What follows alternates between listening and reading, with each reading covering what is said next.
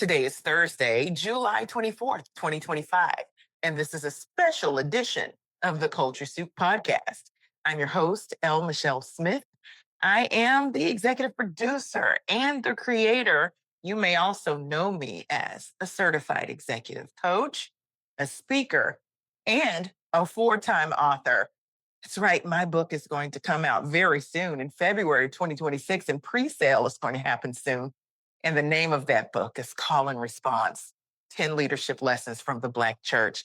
More on that later. But why is today special? Not just because we're coming to you one extra time this month, but because the person that I'm in conversation with today is associated with an organization that is very close to my heart. In fact, I first joined when I was 18 years old.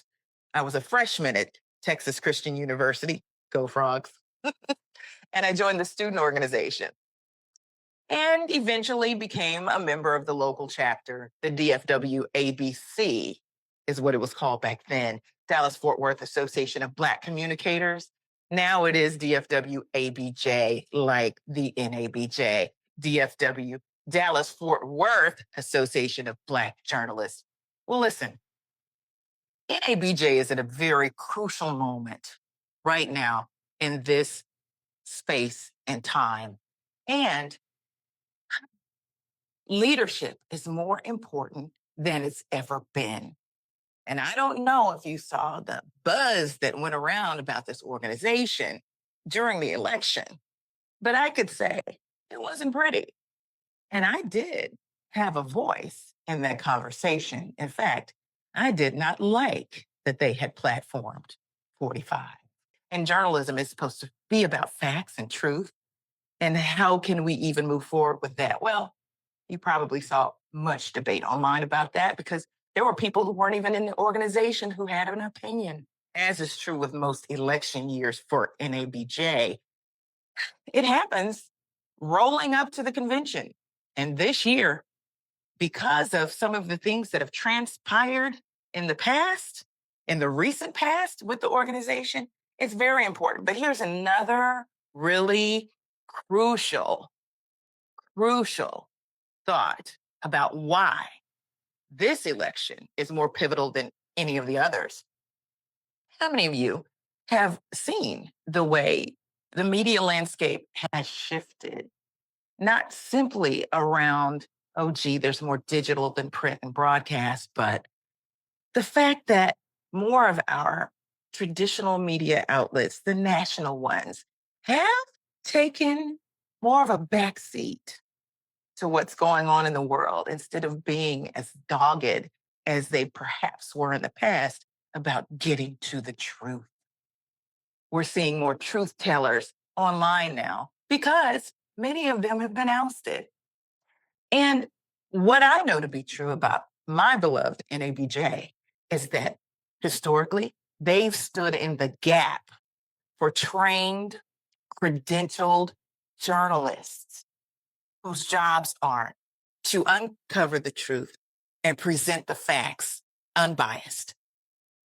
Well, you can't really do that if you're compromised as a media outlet. And as we're seeing in some of the headlines, there are massive suits going on, there's settlements going on.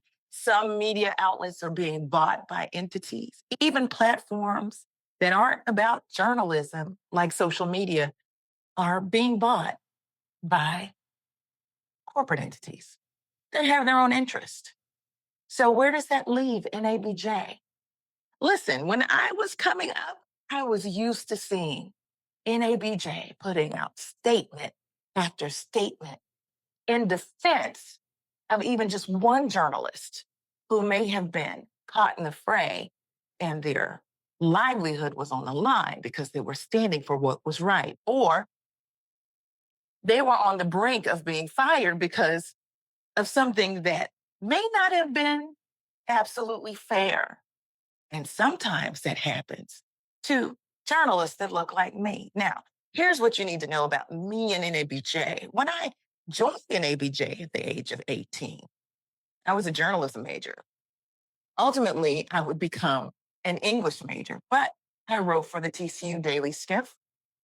I was a reporter for KTCU, and I did my internship at WFAA here in Dallas. I started my career as a journalist.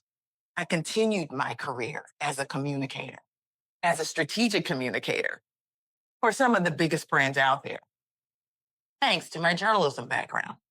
I understand media training, but I also understand that as a communicator, we were working for corporate interest.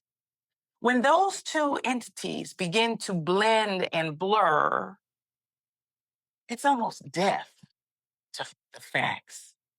And we need NABJ to stand up for those journalists and media executives that not only look like us, but stand for the facts. And honestly, within the last year or two or three, I have not seen NABJ take the aggressive stances that it used to take. I remember seeing statements coming out whenever there was something in the news. Let's say there was a reporter let go somewhere unfairly, or even if a media outlet was being bought by a certain entity that we knew might compromise it, NABJ would stand up.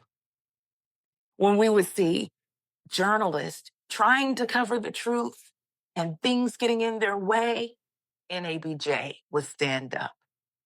So, what does that have to do with today's show? I am very proud to have my sister, Errin Haines, from the 19th on the show today.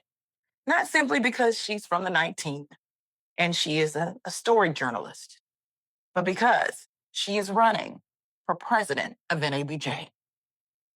I'm not one of those unbiased news sources. This is just a podcast that is aired by a businesswoman.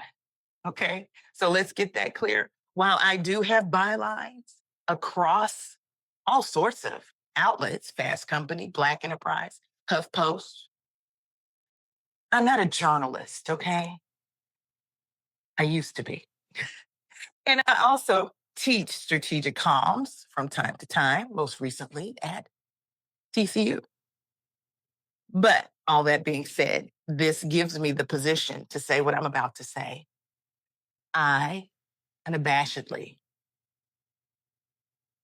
promote and endorse Errin Haines for president of NABJ because I trust her with the integrity of the organization, the brand that is the organization, and the mission of the organization. And that is to be an advocate and an activist for the people who do the work that keep our government and other entities in check. So without further ado, I want to introduce to you Errin Haines. Errin Haines joined NABJ about the same time I did. There were a class of us that came through, and we all still know each other and are connected today. Meet Errin Haines. Let's get it.